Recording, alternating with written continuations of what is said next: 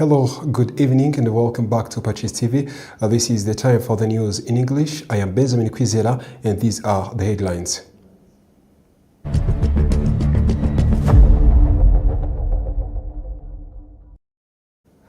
In Cyangugu, the younger generation of Catholic clergy has been urged to learn from the history of the 1994 genocide against the Tutsi and to take a leading role in promoting unity and reconciliation. In Kigali, Urugeni Manzi Bakuramutsa, the ambassador of Rwanda to Switzerland, Liechtenstein and Slovenia, and international organizations based in Geneva, presented copies of letters accrediting her to represent Rwanda at the Vatican. In international news, U.S. Secretary Marco Rubio says Cuba is a threat to U.S. as Havana accuses him of lies.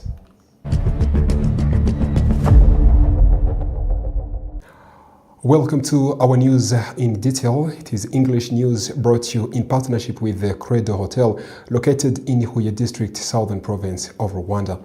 In Cyangugu, the younger generation of Catholic clergy has been urged to learn from the history of the 1994 genocide against the Tutsi and to take a leading role in promoting unity and reconciliation among Christians. The call was made during commemoration event honoring priests, nuns, and other members of Catholic Diocese of Cyangugu who were killed during the genocide. News in detail. His Lordship Bishop Edward Sinayobye said that at one point, dangerous ideologies were preached from places that were supposed to be sources of light, truth, and moral values. He stressed that the Catholic Church, alongside other religious denominations, has a duty to teach love and actively fight against hatred, reflecting on the behavior of some Christians during the genocide against the Tutsi, including individuals within church leadership who were expected to serve as role models. Tasian Gatete, a former secretary of Cyangugu Cathedral Parish and survivor of the genocide, called on Christians to become exemplary in their conduct. He also urged the church to work closely with the government in strengthening unity and reconciliation efforts. In the past time, we had a teacher who used to tell us that a good teacher serves as a good example. For the priest and fellow Christians, as we all gather here, we must replace hatred with love and compassion, and we must replace jealousy with love, especially younger clergy. You must know some of your peers did bad things in the past, but now you must not act the same. Paul Ndiziwe, a relative of one of the priests killed during the genocide, said that church still has an important responsibility to promote love and brotherhood, values that were central to the missionaries who first brought Christianity to Rwanda. He added that just as the church teaches forgiveness, it should also continue encouraging people to ask for forgiveness for the crimes they committed. As we all know, the Catholic Church brought civilization in our country. So that's why the Catholic Church must take the first step to teach well Christians to avoid the ideology of genocide. The Catholic Church must teach Christians to forgive each other, but it must also remind those who participated in genocide to ask for forgiveness. In his address, Bishop Edward Sinayobye reiterated that divisionism teachings once emerged from institutions that should have upheld positive values and guided society toward unity. He emphasized that religious leaders and consecrated men and women have a responsibility to preach love, strengthen unity, and eradicate hatred. The most important responsibility we have as a church is to educate everywhere we go. God gave us a mission to preach His gospel, not only the Catholic Church, but also other churches. We all have the same responsibility of educating and teaching Christians to differentiate the evil from the good and try our best to teach them the consequences of evil. Following the 1994 genocide against the Tutsi, the Catholic Church played a significant role in supporting survivors through humanitarian assistance and social programs, including initiatives led by Caritas and Sans Abri. Manzi Bakuramutsa, the ambassador of Rwanda to Switzerland, Liechtenstein, Slovenia, and international organizations based in Geneva, presented copies of the letters accrediting her to represent Rwanda at the Vatican. News in detail.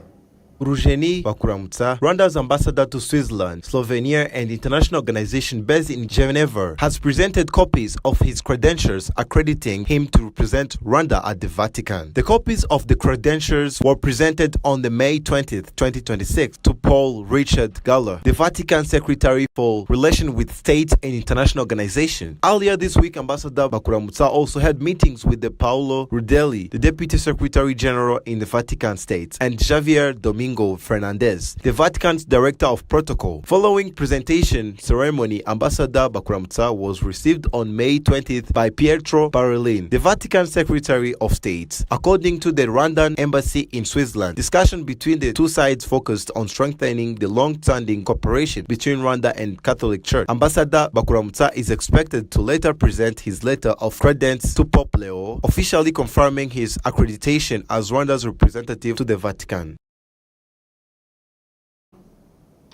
In CYANGWA, the 1994 genocide against the Tutsi during the anniversary, with a special tribute paid to former employees of communes that were later merged to form the district. The event took place at the district genocide memorial site, where more than 531 victims of the genocide are buried. During the ceremony, Jean-Marie Vianney Nzarubara, a survivor and the former resident of Mubuga commune, shared testimony and expressed concern that some Rwandans still cling to ethnic divisions, urging them to embrace unity and humanity instead. Siridio Habimana, the president of Ibuka in Nyaruguru district, said the commemoration was not only a moment to honor those who were killed, including former public servants, but also a reminder of the responsibility to support genocide survivors who continue to face difficult living conditions. He encouraged public employees to strengthen solidarity with survivors and help to improve their welfare. District Mayor Dr. Emmanuel Murwanashyaka called on district employees to remember their colleagues who perished at the genocide while actively fighting genocide ideology and all forms of divisionism. He emphasized that the destructive energy once used to tear Rwanda apart should now inspire citizens to work harder toward rebuilding the country and promoting united and discrimination-free Rwandan society. From CYANGWA to Muhanga, during the commemoration of children and women killed in the 1994 genocide against the Tutsi in Muhanga district, young people were urged to avoid accepting everything they see, especially genocide ideology spread through social media. Parents were also reminded of their responsibility to teach younger generations the true history of the genocide in a way they can understand without distorting the facts. The commemoration began with the laying of wreaths at Kabgayi Memorial Site, where victims of the genocide against the Tutsi are buried. Eveline Mukarunyana, resident of Hyogwe sector, shared her testimony explaining how she has rebuilt her life after the painful experiences she went through during the genocide. She expressed gratitude for good leadership that has helped survivors regain hope and dignity. Ziriberi Nchimimana, the chairperson of Muhanga District Council, emphasized the importance of fighting genocide ideology, especially online, and called on parents to properly educate children about the history of genocide. On the same day, schools in Muhanga District, especially in Nyamabuye sector, also held commemoration activities where students, teachers, and school leaders paid tribute to the victims by laying wreaths at Kabgayi Memorial Site, which holds more than 12,000 bodies of genocide victims. After a short commercial break, we are coming back with the international news.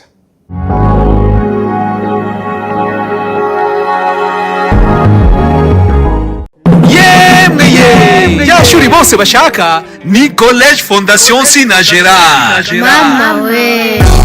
Iri ni ishuri ribumbata icyerekezo cy'u Rwanda twifuza kuko ritanga uburezi buhamye mu mashuri y'inshuke, abanza, icyiciro rusange ndetse n'amashami y'imyuga n'ubumenyingiro mu buhinzi, ubworozi, food processing, ubwubatsi, ubuganishi bw'ibinyabiziga, fashion design, gutunganya imisatsi, ububaji n'ubusuderi. hari n'amasomo y'igihe gito short courses mu mashami yavuzwe haruguru aherekezwa na practice zihagije kuko abanyeshuri bigira mu nganda za Sina Gerard International Football Academy yigisha abana guhera ku myaka 6 gucunga ruhago sawa atletism, imbyino nyarwanda no kwiga amategeko y'umuhanda no gutwara ibinyabiziga nabyo biri mu nyongera y'amasomo. Abana biga amashuri y'incuke n'abanza basoza ibyo byiciro bose bazi gutwara igare. Umwana wa segonderi we atahana uruhusa rwo gutwara ibinyabiziga. Witinda kwandikisha umwana ku ishuri kuri Nyirangarama cyangwa ku mashami ya Sina Gerard Entreprise Urwibutso hose mu gihugu. Ku bindi bisobanuro hamagara 0788535123 cyangwa 0788535999. Twubaka ubukungu bushingiye ku bumenyi. Icy'ingenzi ntabwo ari ukugira diplome ya kaminuza. Uyu munsi birahagije kuganira n'umuntu byonyine ukamenya ko yize muri kaminuza ibonetse yose cyangwa se ko yize muri kaminuza Gatolika y'u Rwanda, Catholic University of Rwanda, by'umwihariko mu ishami ryayo rya Kigali. Ubu abazi guhitamo neza batangiye kwiyandikisha muri Catholic University of Rwanda Kigali campus ikorera Nyamirambo. Abashaka kwiga mu mashami y'uburezi kwiyandikisha mu gihembwe kizatangira mu kwezi kwa gatatu, March intake, byaratangiye muri Post Graduate Diploma in Education PGDE. Ababiga muri weekend. Hatangwa kandi amasomo muri Department of Education in Sciences mu mashami ya Economics and Computer Science, Mathematics and Computer Science, Mathematics and Geography na Mathematics and Economics. Hari kandi Department of Education in Arts and Social Sciences mu mashami ya English and Kinyarwanda, English and French, French and Kinyarwanda, English and Kiswahili, Economics and Entrepreneurship, English and History, Economics and History na Economics and Geography. Uhitamo kwiga ku manywa cyangwa se mu biruhuko. Twakira kandi abanyeshuri bafite A1 muri education bakeneye gukomeza amasomo yabo ku rwego rwa A0. Iyandikisha unyuze kuri wa@CUR.AC.RW. Wanahamagara cyangwa ukandika ubutumwa kuri 07 83 18 86 26 cyangwa 07 33 21 46 78 cyangwa none 07 88 52 41 98. Wanandika email kuri curkigali-campus@gmail.com. The only way to being found is getting lost. Rero ugiye kutubwira impamvu zatumye hitamo kuza gusaba akazi hano. Bwa mbere nza gusaba akazi hano nari nabitekerejeho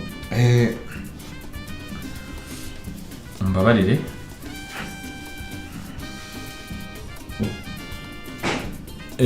murakoze.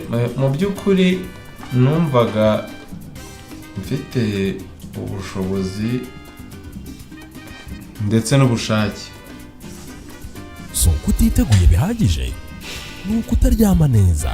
Rwanda Farm, le paradis du matelas. Muri Gicurasi kuri Canal Plus wicikwa n'imikino y'indyankurye aho umwami wa Premier League azambikwa ikamba, FA Cup igahamya ubukaka bwayo, uwegukana Ligue 1 ahangwa imboni, Bundesliga yo ikimpaka. Muri Liga mwaba muzi uzitwa igihangange cya Espagne. Naho ku ya 30 Gicurasi umunyabigozi andika amateka mu mukino wa nyuma wa UEFA Champions League. Kuko ugomba kubaho ibyiza bihora kugeza ku ya 31 Gicurasi. Gura bone musanzwe ugura wongereho 2,000 uhabwa amashani yose ya Canal Plus na DSTV English Plus. Gurira ku mucurizi wemewe no kuri Mobile Money.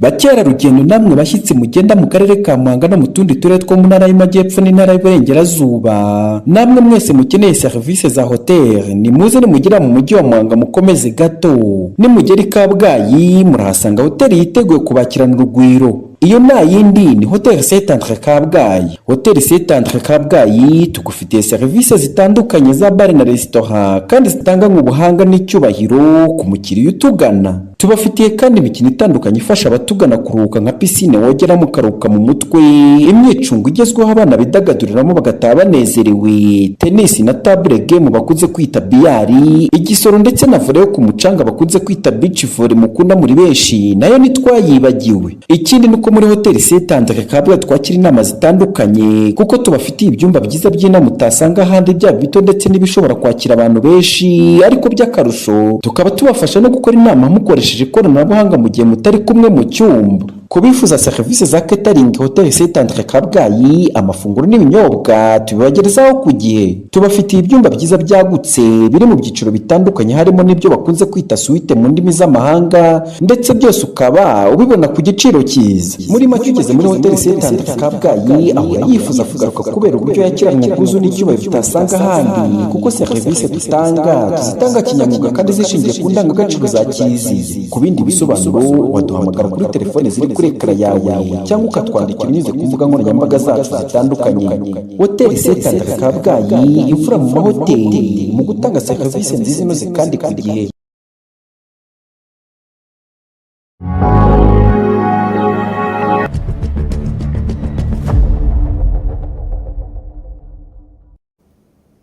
Welcome to our international news tonight.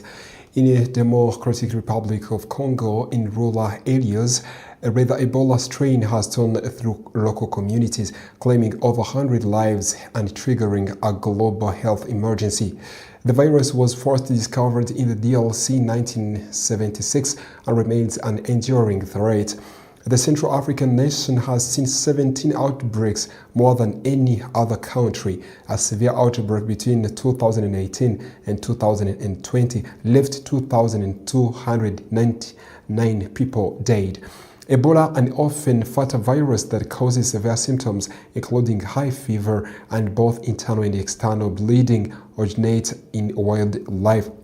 Once the virus enters a community, it spreads quickly between people through direct contact with bodily fluids and contaminated surface. The current outbreak is driven by Bundibugyo strain, a rare form of Ebola, unlike the more common Zaire strain of the virus, and currently lacks an approved vaccines or treatment. From Democratic Republic of Congo straight to United States of America, Marco Rubio says Cuba is a threat to U.S. as Havana accuses him of lies. His comments came just a day after U.S. charged Cuba's former president Raul Castro with the murder over the 1996 downing of two planes, resulting in killing of U.S. nationals.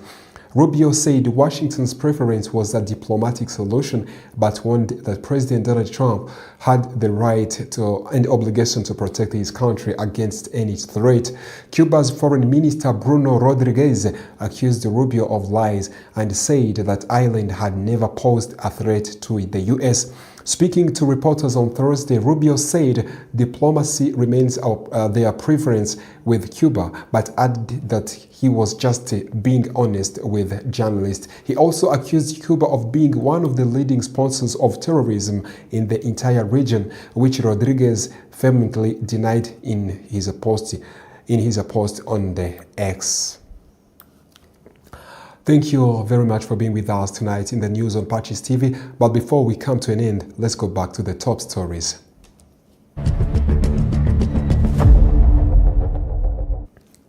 In Cyangugu, the younger generation of Catholic clergy has been urged to learn from the history of the 1994 genocide against the Tutsi and to take a leading role in promoting unity and reconciliation among Christians. Urujeni Manzi Bakuramutsa, the ambassador of Rwanda to Switzerland, Liechtenstein, and Slovenia, to international organization based in Geneva, presented the copies of letters accrediting her to present Rwanda at Vatican. In international news, U.S. Secretary Marco Rubio says Cuba is a threat to U.S. as Havana accuses him of lies. Thank you very much once again for being with us in PACIS TV English News, brought to you in partnership with the Credo Hotel, located in Huye District, Southern Province of Rwanda. My name is Benjamin Kwizera. I wish you a very good weekend.